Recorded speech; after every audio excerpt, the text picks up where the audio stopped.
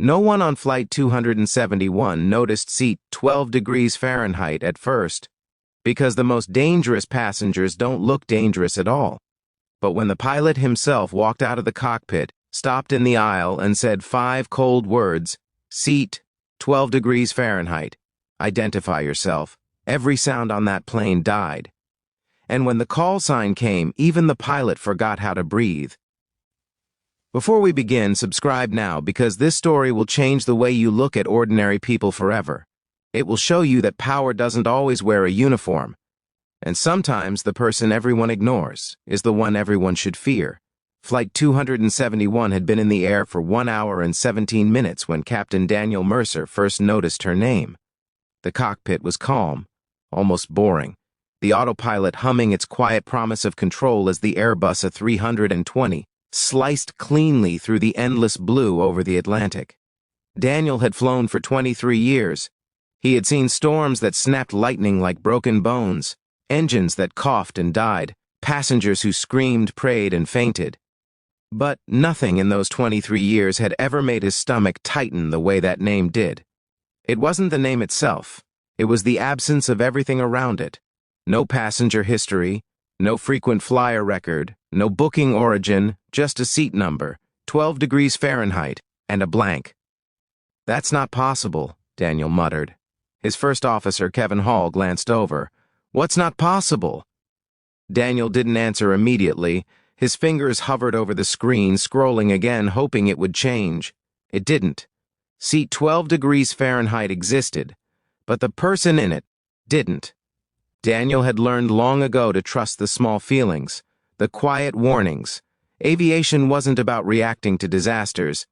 It was about noticing them before they were born. He stood. "I'll be back." Kevin frowned. "We're at cruise. What's wrong?" Daniel hesitated. "I'm not sure yet." He stepped out of the cockpit and into the cabin, and the world changed instantly. The familiar smell of coffee, fabric, and recycled air wrapped around him. Passengers sat in rows of blue seats, living their small, private lives. A man watched a movie. A woman slept against the window. A child laughed softly.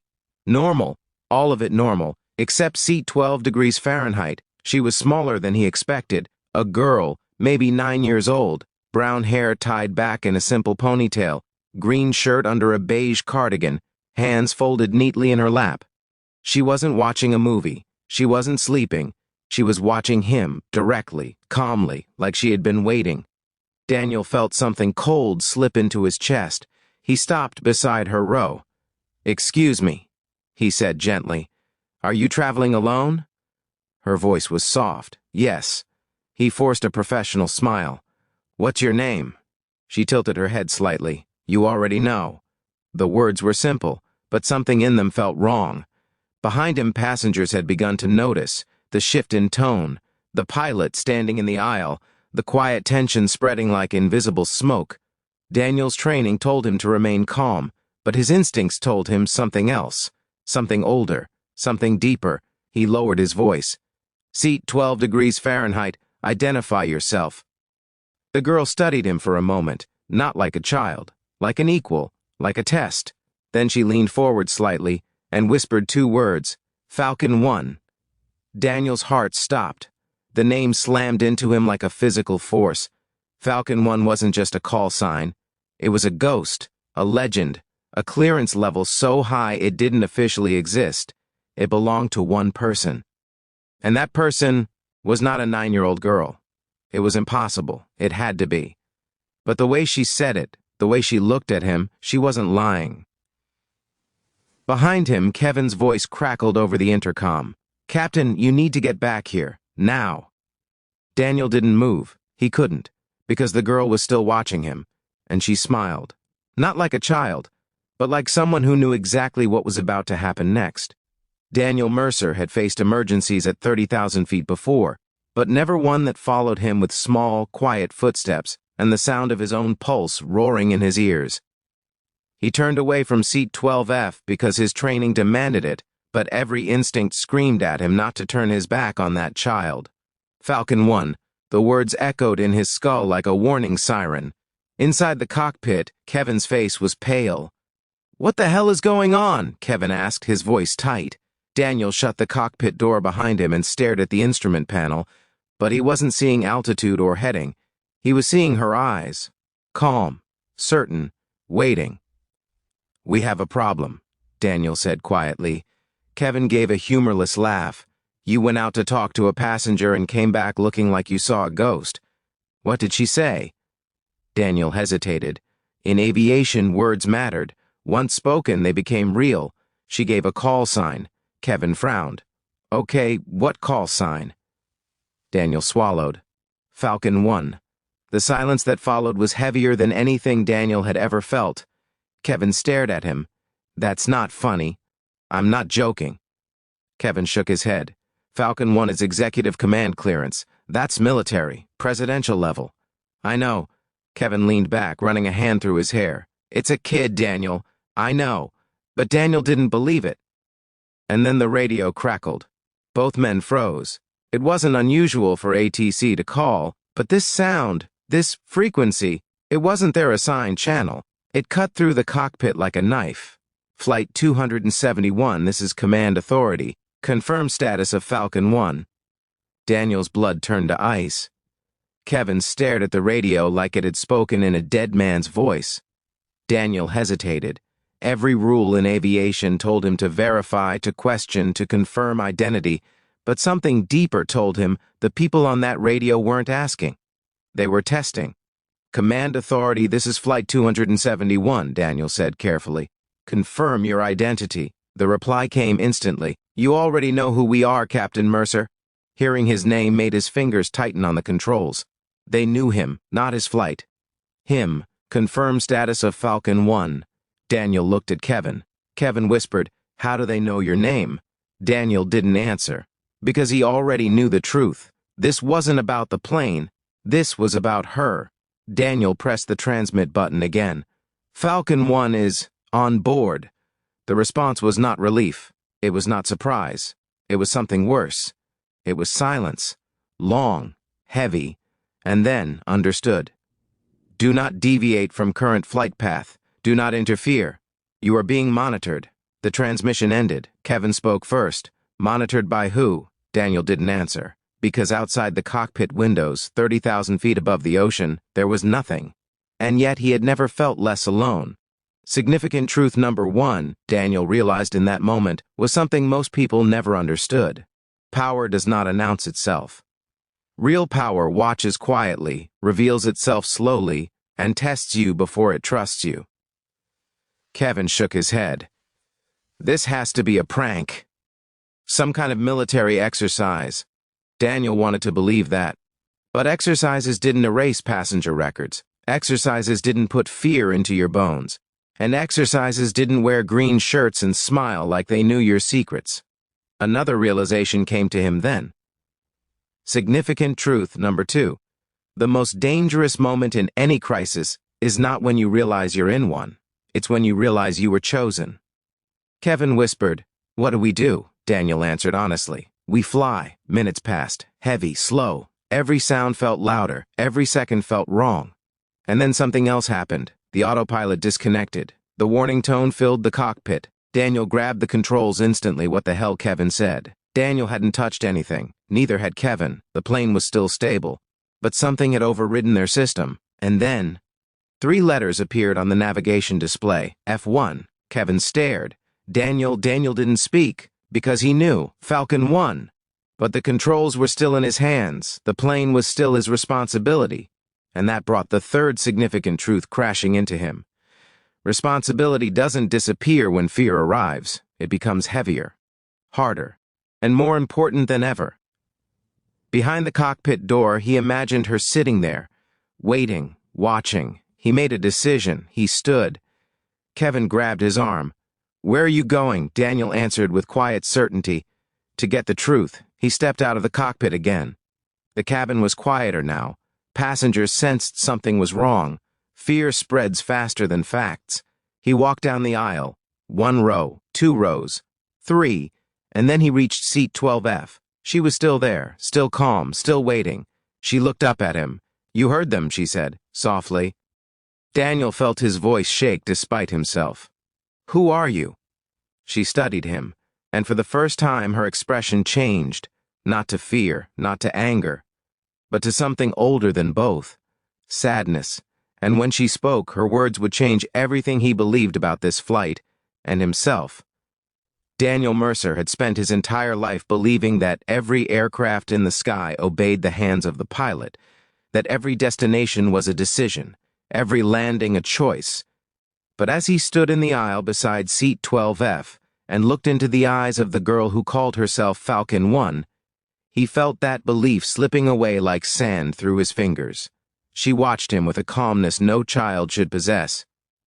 And for the first time since he had stepped onto Flight 271, Daniel understood something significant that most people never realize until they lose control. Control is often an illusion, and the moment you realize you never truly had it is the moment your real test begins. "Who are you?" he asked again, his voice quieter now, not demanding but searching. The girl looked down at her hands, small and still folded neatly in her lap, and when she spoke, her voice carried a weight far beyond her years. "I'm the contingency." Daniel frowned. The word meant nothing and everything at once. Contingency for what? Her eyes lifted back to his. "For you." The answer struck him harder than any alarm. Before he could respond, the plane shuddered gently, not violently, but deliberately, like a living thing adjusting its posture. Around them, passengers stirred nervously. A woman across the aisle gripped her armrest. A man removed his headphones and looked around. Fear was beginning to bloom. Daniel leaned closer. "Explain." She tilted her head slightly. "Do you remember Flight 249? The number hit him like ice water. Of course he remembered. Every pilot did. Flight 249 had vanished 12 years ago. No distress call, no wreckage, no survivors, just gone. Daniel had been a young first officer then. He remembered the memorial, the speeches, the empty answers. "What about it?" he asked carefully. She held his gaze. "You were supposed to be on it." His heart stopped. That was true. He had switched schedules at the last minute. A random decision, a meaningless change, or so he had believed, until now. Significant truth number 4 slammed into him. The moments you call random often shape your entire destiny, and sometimes what feels like luck is actually design. "That's impossible," he said.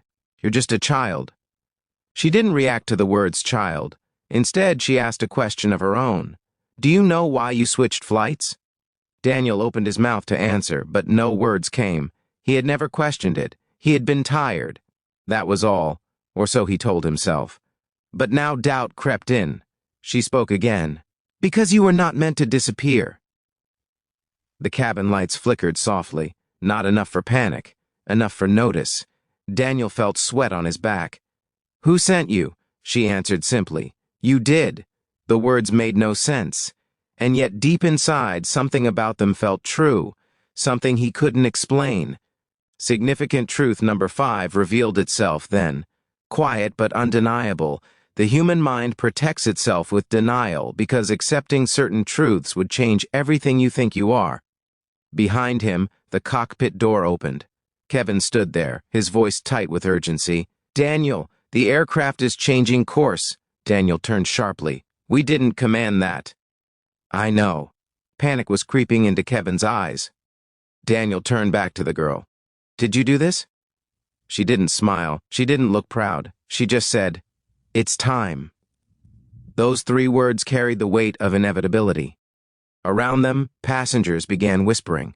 Phones appeared in shaking hands. Someone asked loudly, "What's happening?" Daniel realized something critical in that moment, something every leader must learn. People don't panic because of danger, they panic because of uncertainty. And the responsibility of leadership is not to eliminate danger, but to stand steady inside it. He forced his voice calm. "Everything is under control." It was a lie, but it was a necessary one. He looked back at her. "Time for what?" She held his eyes. "For you to remember." And then something happened that Daniel would never be able to explain for the rest of his life. The cockpit alarm sounded again. But this time, it wasn't a warning. It was a signal. 3 tones. Pause. 3 tones. Kevin's face went white.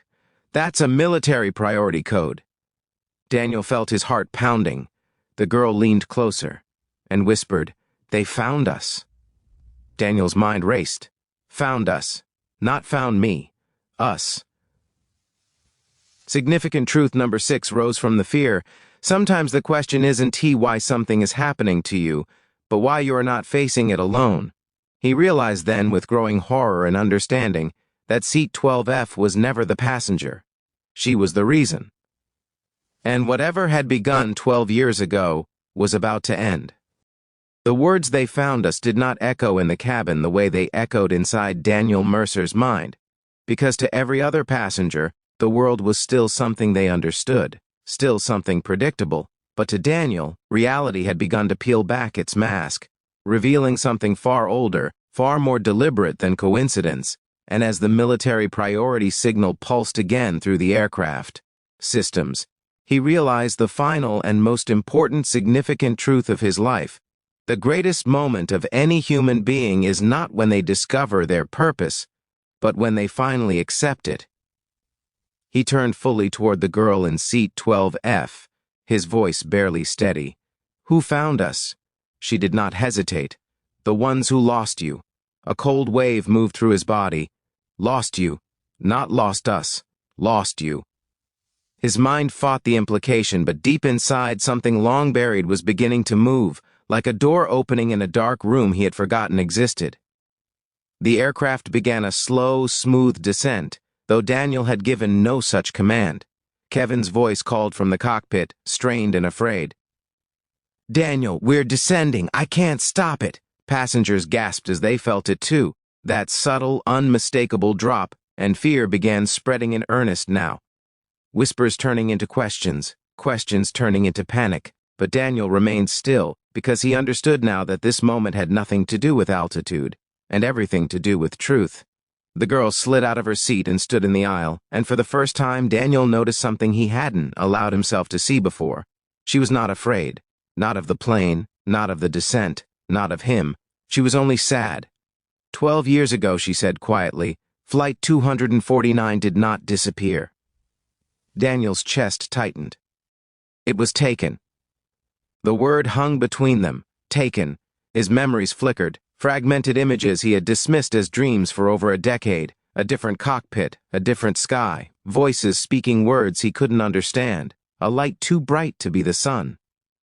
"You were there," she said. "You were the only one who survived." His legs felt weak. "That's not possible." She stepped closer. "They couldn't keep you. You were incompatible. Your mind resisted, your identity remained." His breathing grew shallow. "So they returned you." Returned. The word felt wrong, because returns implied ownership. Significant truth number 7 surfaced then, deeper and more terrifying than the rest. Sometimes survival is not a victory, but a decision made by something else. Tears filled his eyes without his permission. "Why don't I remember?" Her answer was gentle. "Because you chose not to." The plane continued descending through thick white clouds now, the outside world vanishing into white emptiness, and Daniel realized that his life, everything he believed was random, every choice, every flight, had been shaped by this single moment. "Why now?" he whispered. She met his eyes. "Because they're coming back." The aircraft burst below the clouds, but there was no ocean beneath them, no land, only another aircraft, massive, silent, metallic, waiting. It dwarfed them completely. Passengers screamed. Phones fell. Reality shattered. Daniel felt no scream inside himself, only understanding. Significant truth number 8, and the most valuable truth of all, settled into his soul. Fear disappears when purpose becomes clear. He looked at the girl. "You're not a child." She shook her head softly. "I am the part of you they couldn't erase." The words unlocked everything. She was not sent to guide him. She was his memory, his identity, his truth, given form, given voice. "What happens now?" he asked. She smiled sadly. "Now you choose." The massive craft outside matched their speed, waiting, not attacking, waiting. Because this had never been about force. It had always been about choice. He understood that now. They had returned to reclaim him. But they could not take him without his consent, because something inside him was stronger than them. Human will, human identity, human choice. He looked at the passengers, frightened, innocent, unaware of the war they had been pulled into, and he made his decision. He turned and walked back to the cockpit. Kevin stared at him. "What's happening?" Daniel sat in the captain's seat and placed his hands on the controls. For the first time since this began, the aircraft responded to him completely, because now he remembered who he was, not their survivor, not their experiment, himself. He spoke into the radio. "This is Captain Daniel Mercer of Flight 271. My call sign is my own." The massive craft held position, waiting. He pushed the thrust forward. The plane accelerated away. The other craft did not follow. Because the test was over, the choice had been made. Hours later, Flight 271 landed safely. Passengers applauded, cried, and embraced their loved ones, never fully understanding how close they had come to something beyond their world. And Seat 12F was empty. She was gone, because she had never truly been separate. She had only been the part of him he needed to find again. In the years that followed, Daniel never spoke publicly about that day. No one would have believed him. But he carried its final lesson with him always. The most important, significant value of all: you are not defined by what happens to you, you are defined by the choice you make when it does. And somewhere, far beyond the sky humanity believed it owned, something watched Flight 271 disappear into the distance. And for the first time, it let him go.